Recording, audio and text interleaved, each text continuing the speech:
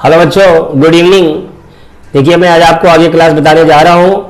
आप सभी लोग भी एक्टिव हो जाएं और ये आने वाले एग्जाम के लिए इसमें बहुत इंपॉर्टेंट चीज़ें मिलने वाली हैं आपको, उसको नोट कर लेना। ओके, देखिएगा आगे। मैंने कुछ की पॉइंट दिए हैं और की पॉइंट में देखिए ऑक्सिलरी वर्ब में हमने डिफाइन किया है और इसकी डिफाइन को देखिएगा ध्यान से। Auxiliary verb help the main verbs to express meaningful sense, ये डिफाइन हमने किया है। और इसमें इट हैज 3 पार्ट्स, इसके 3 पार्ट्स बताए गए हैं। देखिए यहाँ पे इट हैज 3 पार्ट्स, ये तीनों पार्ट्स इसके बताए गए हैं और ये तीनों पार्ट्स दिए हुए हैं, ठीक है ना। पहला दिया हुआ प्राइमरी ऑक्सिलरी, प्राइमरी ऑक्सिलरी के अंतर्गत ये चीजें हैं। और इसके बाद दूसरा है मॉडल ऑक्सिलरी, यहाँ ऑक्सिलरी है। इसके बाद कैन, विल, शैल, ये दिया हुआ शैल, और इसके बाद में। अब कैन के नीचे हमने लिख दिया है कुड, और विल के नीचे हमने लिख दिया है वुड, और इसके बाद शैल के नीचे हमने शुड लिख दिया, और मे के नीचे हमने माइट लिखा है, ठीक है। लास्ट में 2 और दी हुई है, मस्ट और आर्ट टू। इनको भी ध्यान से देखिएगा कि ये मस्ट और आर्ट टू ये मिलाकर कुल हमारी संख्या होती 10। ये हमारे मॉडल वर्ब के अंतर्गत आता है। ओके, ये नंबर 2 हो गया आपका। और नंबर 3 होता है मार्जिनल ऑक्सिलरी। मार्जिनल ऑक्सिलरी ये बाई दफे इनका यूज होता है, नीड है, डेयर है और यूज्ड टू है, ये 3 है। तो इस तरह से पूरी आपकी 16 आपकी एचवी का काम कर रहे हैं एक तरह से। और इन्हीं ऑक्सिलरीज वर्ब को हम बताने जा रहे हैं। सेंटेंस में कहाँ कहाँ किस किस की जरूरत है, इसको ध्यान से देखिएगा। ओके, मैं क्लास अब आगे शुरू कर रहा हूँ यहीं से। मेन पॉइंट्स आपने देख लिए हैं, अब आगे देखिएगा। ओके, अब देखिए पहला क्वेश्चन आ चुका है, 30 सेकंड चालू हो चुका समय। इसमें what is error in the sentence find out, ढूंढो और बताओ। आप देखो ध्यान से, ओके, पढ़िए। टाइम आपका रेस कर रहा है, देखते रहिएगा आप लोग।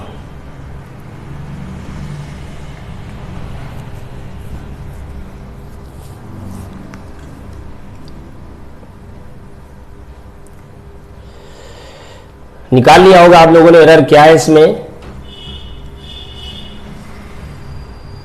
Time is up. अब देखिए यहां पे लिखा हुआ है इज हैविंग, ये लिखा है Sonal is having grey hair. A में दिया सोनल और बी में दिया इज हैविंग और सी में दिया ग्रे हेयर और इसका नो एरर है। तो आपका मेन आंसर आपका ये बी वाला है, ये बी आपका आंसर होगा ये। और इसके बाद में इज हैविंग लिखा हुआ, इज हैविंग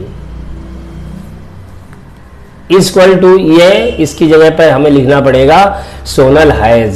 सिंगुलर है सब्जेक्ट, इस सिंगुलर सब्जेक्ट के लिए singular kind of the verb का यूज करेंगे और हमें लिखना पड़ेगा Sonal has grey hair. Okay, ये हमारा बी पार्ट हुआ, इसका करेक्ट आंसर हमारा बी होगा, ठीक है ना। ये हमारा फर्स्ट क्वेश्चन हो गया। अब हमारा सेकंड क्वेश्चन देखिएगा।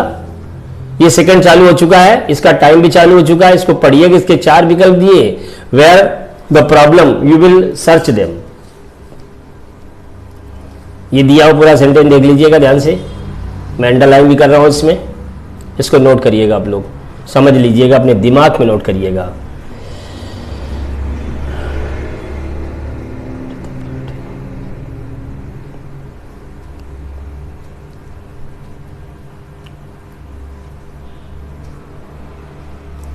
अब देखिए टाइम पूरा हो चुका है इसका, 1 मिनट ये बैक चला गया। ही में लेफ्ट द पार्टी पहला है, दूसरा है आपका देखिए डिसाइडेड टू गो, ये हो नहीं सकता है। इसके बाद व्हेन ही हैज, ये भी नहीं, और नो एरर इसमें भी नहीं, अर्थात आंसर इसका फर्स्ट ही होगा। ही में लेफ्ट द पार्टी। अब देखिए मे या मॉडल वर्ब दी हुई है हम ए वाई, और मॉडल वर्ब में के साथ में ये लेफ्ट जो दिया हुआ है LEFT, यही प्रॉब्लम है।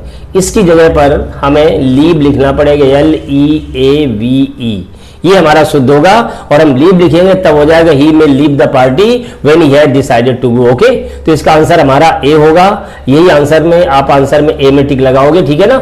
ये हमारा आपका सेकंड हो चुका है, और सेकंड को देख लीजिए आप, लेकिन आप अपना आंसर भी मिलाते जाइए कहाँ के सही है कितना। ओके, अब क्वेश्चन 3 में पहुंच रहे हैं। देखिए क्वेश्चन नंबर 3 को आप, टाइम भी चालू हो चुका, देखते रहिएगा।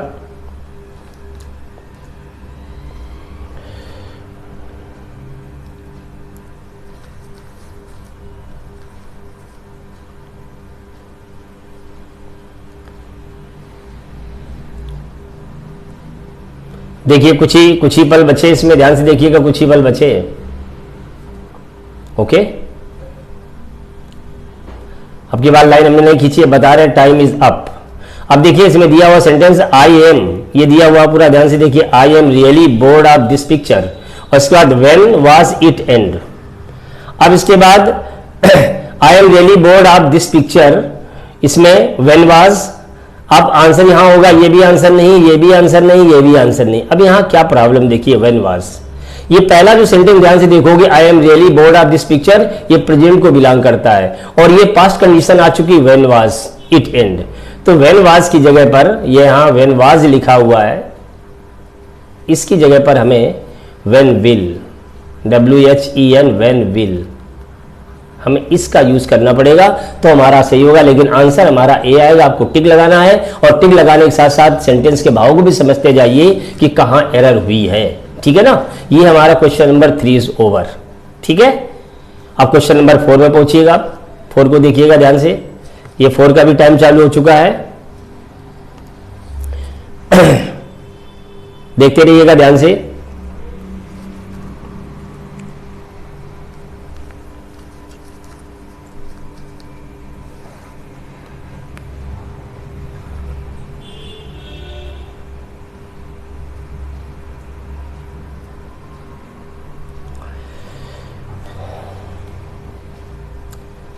देखिए टाइम अप हो चुका है। अब एक दिया है, ध्यान से देखिएगा, शिशिर दिया हुआ, शिशिर, इसके बाद में, शिशिर के बाद में दिया हुआ टोल्ड, ये दिया शिशिर, आपका ध्यान से देखिए, शिशिर टोल्ड मी दैट, इसके बाद ये ब्लैंक दिया हुआ है, गो टू, इसके बाद नागदा दिया हुआ है, ठीक है ना।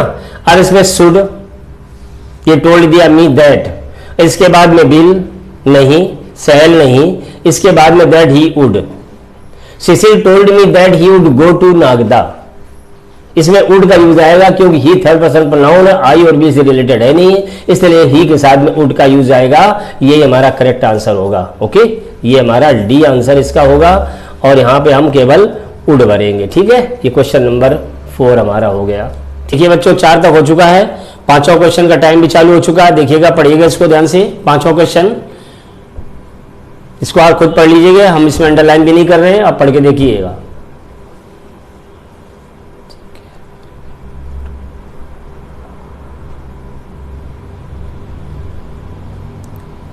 कुछ ही पल बचे हैं।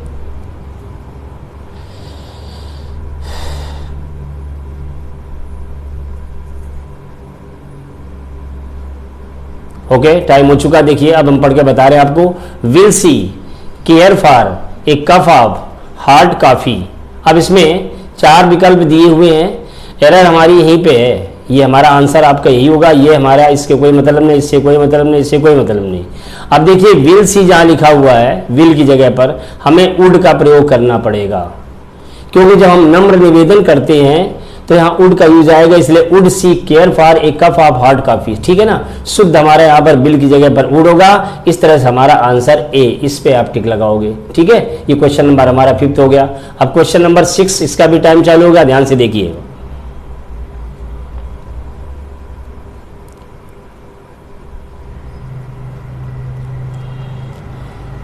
इसकी भी वही कंडीशन है, इसका भी टाइम रेस हो रहा है। सेंटेंस को पूरा अर्थ निकालोगे, समझोगे तो आपको एरर समझ में आ जाएगी कहां पे है।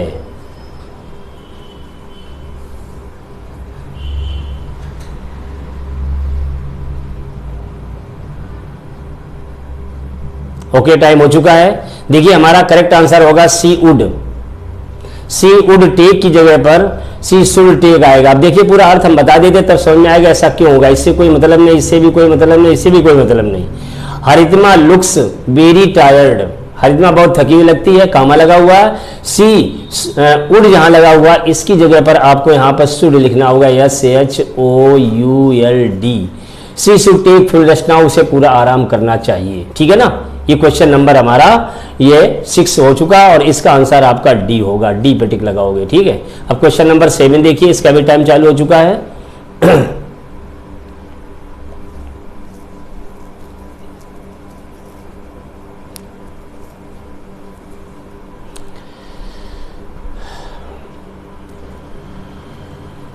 क्वेश्चन को पूरा पढ़ लिया होगा, पूरा शुरू से लेकर और लास्ट अगर पूरी सिचुएशन देखो तो समझ में आएगा what is the error in the sentence. आपको 4 पार्ट दिए गए हैं, उन चारों में निकालना है आपको, ठीक है ना। ओके, टाइम हो चुका है, देखिएगा ध्यान से। अब इसमें दिया हुआ है आपका हिम फॉर हिज हेल्प, नहीं मतलब है मे हैव डन इट, ये मेन आंसर आपका मे हैव डन इट जहां लिखा हुआ यहीं पे प्रॉब्लम, इसके बी आंसर होगा उसका। और जो मे लिखा हुआ है इसके बाद ऊपर सेंटेंस देखिए, पास्ट में I did not thank him for his help but I might have done it, जहां मे लिखा हुआ है वहां आपको माइट का यूज करना होगा, MIGHT, ठीक है ना। ये हमारा करेक्ट आंसर होगा। तो क्वेश्चन नंबर 7 का हमारा बी होगा, ये आंसर होगा। ये 7 हो गया, ठीक है। अब क्वेश्चन नंबर 8 को देखिए, इसका भी टाइम चालू हो चुका है, इसको मैं पढ़ के भी बता देता हूं, देखिए ध्यान से। I worked late last night and could be able to finish my office work, ठीक है। ये I work late last night, जल्दी करिए फटाफट, आप देखते रहिए फटाफट इसमें क्या गलती है।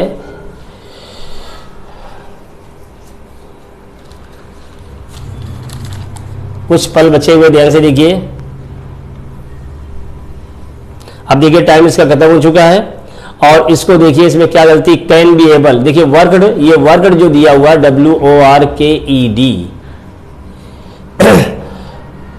अब यहां पर कुड बी एबल जो दिया हुआ है आपका, ये वर्कड लेट पास्ट का सेंटेंस है, last night and could be able to, तो ये जो दिया हुआ could be able to work तो सेकंड है ही आपका, और ये सही है अपनी जगह पर, इसमें कोई दिक्कत नहीं। कुड बी एबल टू की जगह केवल कुड आएगा, COULD, और इसका आंसर हमारा बी होगा, करेक्ट, ठीक है ना।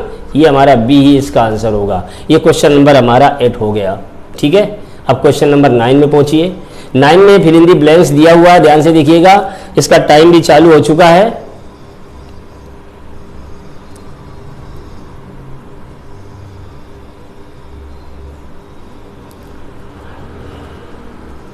देखते रहिएगा ध्यान से, पढ़ते रहिए, समझ लीजिए। यू दिया हुआ और इसी फिल इन दी ब्लैंक्स है, इसके बाद no enter my office again, ये दिया हुआ, ध्यान से। सेंटेंस का अर्थ निकाल करके अंदाजा लगा लेना क्या आएगा, ठीक है। ओके, टाइम हो चुका है। अब देखिए यहां पर यू के साथ में, आपको मालूम है यू के साथ में इसमें सेल का यूज बी इसका करेक्ट आंसर होगा। ऐसा क्यों होगा आपको अच्छी तरह से मालूम, आई और बी के साथ में सेल होता है। And rest of all equal to will, rest of all equal to will, लेकिन एक क्रिटिकल कंडीशन भी होती है कि यू, अगर कोई कंडीशनल सेंटेंस में दिया यू तो इसमें उल्टा हो जाता है, you shall no enter my office again, अब दोबारा आप मेरे कार्यालय में नहीं आएंगे, समझे, इसलिए आप यू के साथ सेल आएगा और यही आपका बी आंसर इसका करेक्ट होगा, ठीक है ना। तो यू के साथ सेल आएगा, ये तो मैंने केवल प्रारूप बताया है, rest of all equal to will, लेकिन यहाँ पर ये ज्ञान देने के लिए इतनी चीजें बताई गई, लेकिन शुद्ध आंसर ये होगा और यू विल की जगह आपका यू सेल होगा, ठीक है। ये हमारा क्वेश्चन नंबर 9 हो गया। क्वेश्चन नंबर 10 देखिए ध्यान से, इसमें फिल इन दी ब्लैंक्स दिया, उसका भी समय चालू हुआ गया।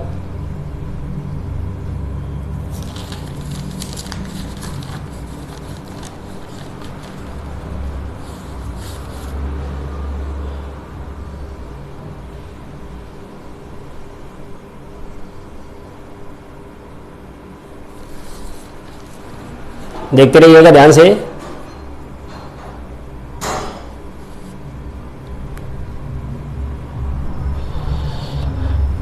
टाइम हो चुका है।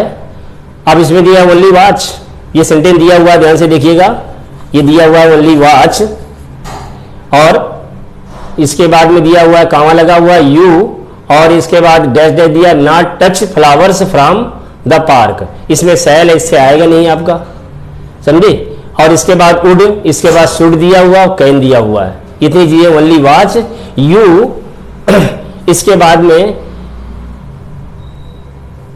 ओनली वॉच दिया हुआ देख रहे हो आप लोग सब ध्यान से, only watch you should not touch flowers from the park.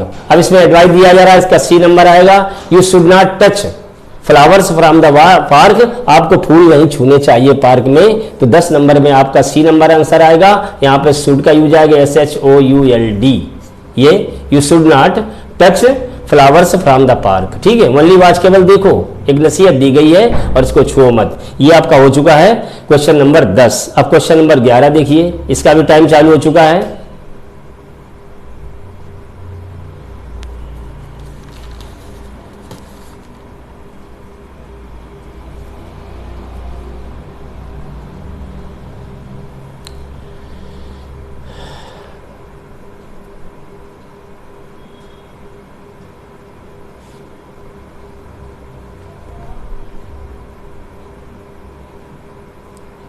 Okay, time is up. The students, इसके बाद में डैश दिया हुआ है और ये दिया हुआ द स्टूडेंट्स और डैश दिया हुआ है carry all the books to the class daily. ठीक है ना, आट टू, आट नॉट नहीं आएगा, इसका कोई मतलब नहीं है।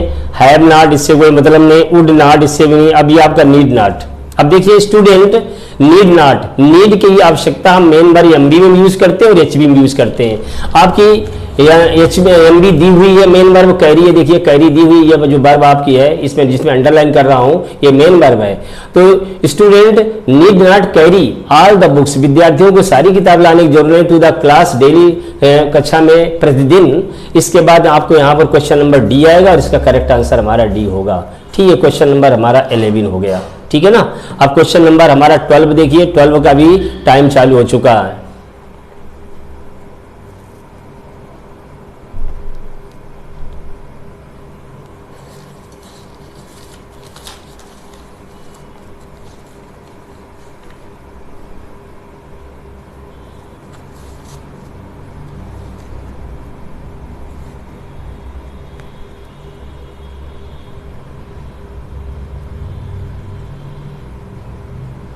देखिए बस इसका टाइम हो। At the end of the test, परीक्षा के बाद, ये सेंटेंस सिर्फ आप लोगों के लिए लिखा गया, ध्यान से देखिएगा। At the end of the test all must check their answer, सभी को अपने आंसर चेक करने चाहिए। देखिए मस्ट फाइनल मॉडल वर्ब है आपका, और इसके बाद यहाँ मस्ट नहीं, यहाँ पे आपको शुड का यूज करना पड़ेगा, SHOULD।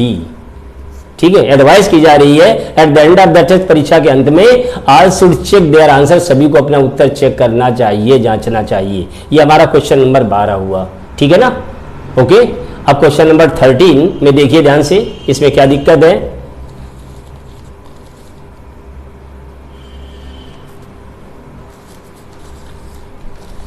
देखते रहिए, टाइम इसका चालू हो चुका है।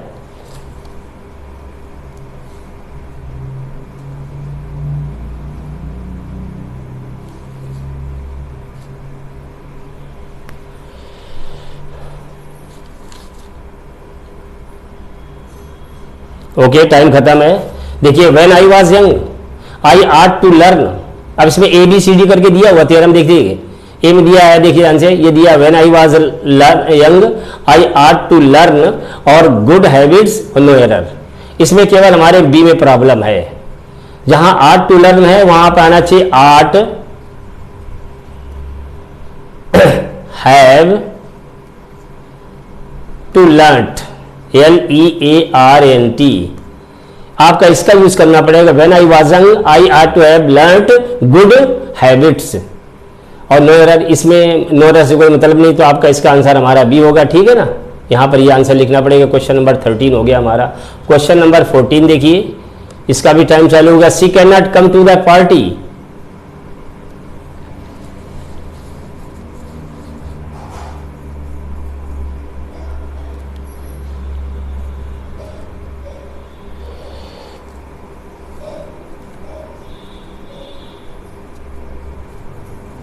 देखते रहिए, टाइम हो रहा है आपका, ध्यान से।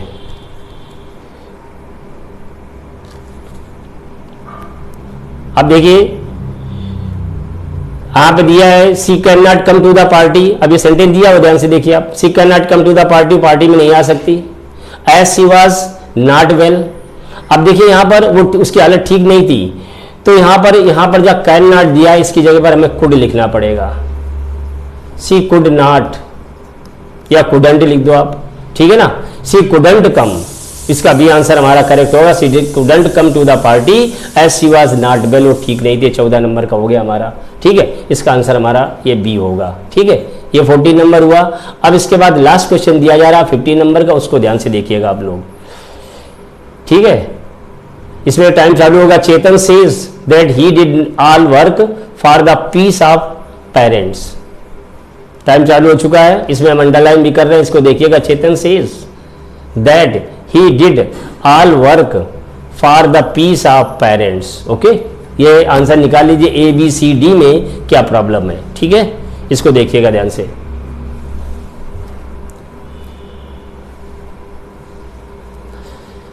Okay, time is up. Chetan says, ये देखिए सेज दिया हुआ है यहाँ पे, सेज ये प्रेजेंट को बिलोंग करता है। इसके बाद जब दैट, ये अपनी जगह सही है, दैट ही डिड, यहाँ जो लिखा है ही डिड, ये डिड लिखा है, प्रॉब्लम डिड में है। ही डिड ऑल वर्क, तो यहाँ डिड की जगह आपका डज यूज करना पड़ेगा। डू हेल्पिंग वर्ब्स का भी काम करता है और मेन वर्ब का भी काम करता है। तो डू में लास्ट लेटर अगर वावेल है तो सिंगुलर काइंड ऑफ सब्जेक्ट साथ में ईएस का यूज करोगे तो ही डज ऑल वर्क। आपका करेक्ट आंसर यही आपका बी होगा। ठीक है ना, यहाँ पर ये करेक्ट आंसर होगा हमारा। तो यहाँ डिड लिखा वहां डज आएगा। All work for the peace of parents.